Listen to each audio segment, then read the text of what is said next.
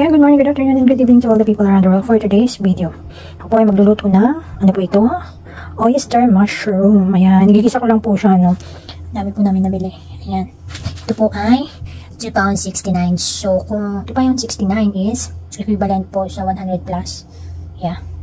Ayan, 100 plus po ang isang tab po na ganyan. Diba? Ayan. Himay-himayin ko po ng ganyan para pag naluto, madami. Bihira lang po kaming ulam na ganito. Na-addict lang. Sa mushroom. Masarap po kasi ito. Ayan. Bihira lang. Ayan. Kumakain po ba kayo nito? Ganito ko po siya lutuin.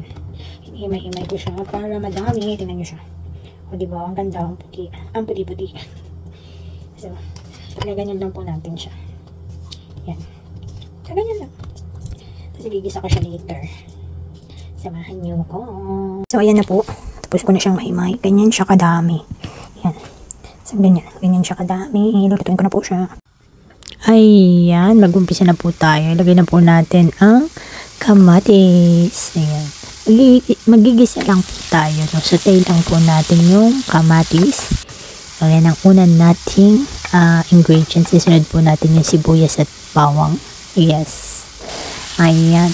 Isatay po natin yung bawang. Kapag mga silawit na po siya, pwede na po natin ilagay yung susunod na igigisa po natin, which is yung mushroom. Yes. Yung mushroom po ang ilalagay po natin.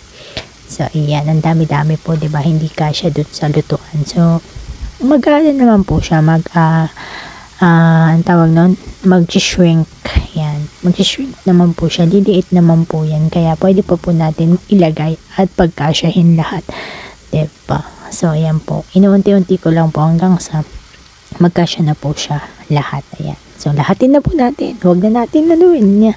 Ayan. Tapos, haluin po natin. And then, later on po, makikita nyo yung sinasabi kong pagliit po ng mushroom. Ayan. So, i-mix-mix po natin siya. Ayan. Diba? O, diba? So, lagyan po natin ng asin and then pepper. Ayan. Lagyan ko po siya ng pepper and asin. Yes. Pag nilagyan niyo po kasi siya ng asin is madali po siyang mag-shrink. Ayan. Kumbaga parang lumiit. Ayan.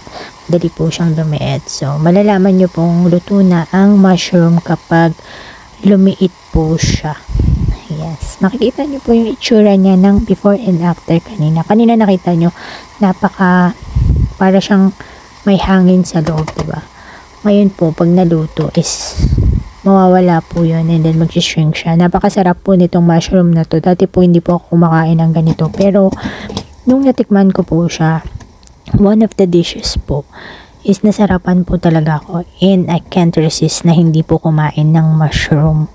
Yan, oyster or yung mushroom lang po na yung isa, yun na yun. Yung parang kabote. Yan. Yan po. Kasi po ito po ay yung oyster na mushroom. So, yung isa po, yung kabote, masarap din po yun. Tapos, tagay na po natin itong spring onion. Ayan. Luto na po siya. Ayan, kung makikita nyo. Ayan po ang itsura niya. Ayan. Maraming salamat sa panonood. Simula una hanggang dulo ng video ito.